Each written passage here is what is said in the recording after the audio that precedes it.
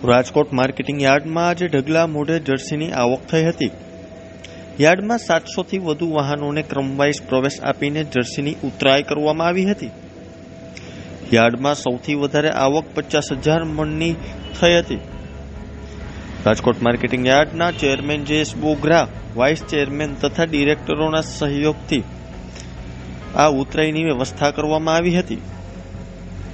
Rajkot marketing યાર્ડમાં ચણાની આવક 30,000 મણ, ધાણાની આવક 35,000 મણ, જીરુની આવક 21,000 મણ, તુવેરની આવક 9,000 મણ, ઘઉંની આવક 32,500 મણ, કપાસની આવક 14,000 મણ, રાયડાની આવક 8,500 મણ અને મગફળીની આવક 50,000 મણ થઈ હતી।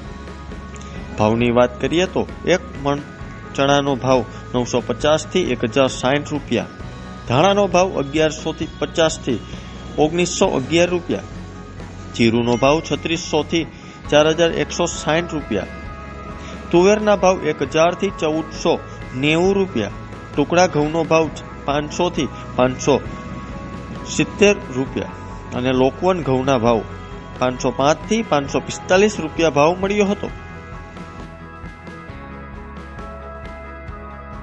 જ્યારે કપાસનો ભાવ 1,350 થી 1,470 રૂપિયા, રાઈનો ભાવ 1,030 થી 1,270 રૂપિયા, ઝીણી મગફળીનો ભાવ 930 થી 1,220 રૂપિયા અને જાડી મગફળીનો ભાવ 920 થી 1,120 રૂપિયા ભાવ મળ્યો હતો। માર્કેટિંગ યાર્ડમાં લીંબુની આવક 320 ક્વિન્ટલ થઈ હતી, પણ લીંબુના ભાવે ખટાશ પકડી છે। યાર્ડમાં અત્યારે ખેડૂતોને 1 મણ લીંબુના 1,000 થી 1,400 રૂપિયા ભાવ મળી રહ્યો છે। શાકભાજીની વાત કરીએ તો શાકભાજીમાં અત્યારે સૌથી વધારે આવક બટેટાની અને ટમેટાની જોવા મળી રહી છે। બટેટાની આવક 3600 ક્વિન્ટલ થઈ છે।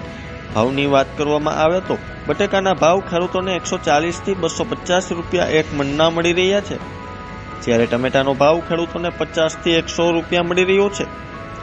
ટમેટાની આવક 1,809 ક્વિન્ટલ થઈ છે। શાકભાજીમાં સૌથી વધારે આવક બટેટાની અને ટમેટાની જોવા મળી રહી છે।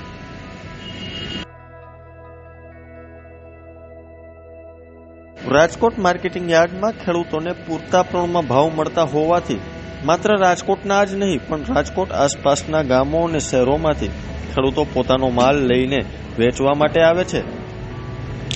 રાજકોટ માર્કેટિંગ યાર્ડમાં સુરેન્દ્રનગર, મોરબી અને હળવદ સહિતના શહેરોના ખેડૂતો પોતાનો પાક વેચવા માટે રાજકોટ માર્કેટિંગ યાર્ડ આવી રહ્યા છે।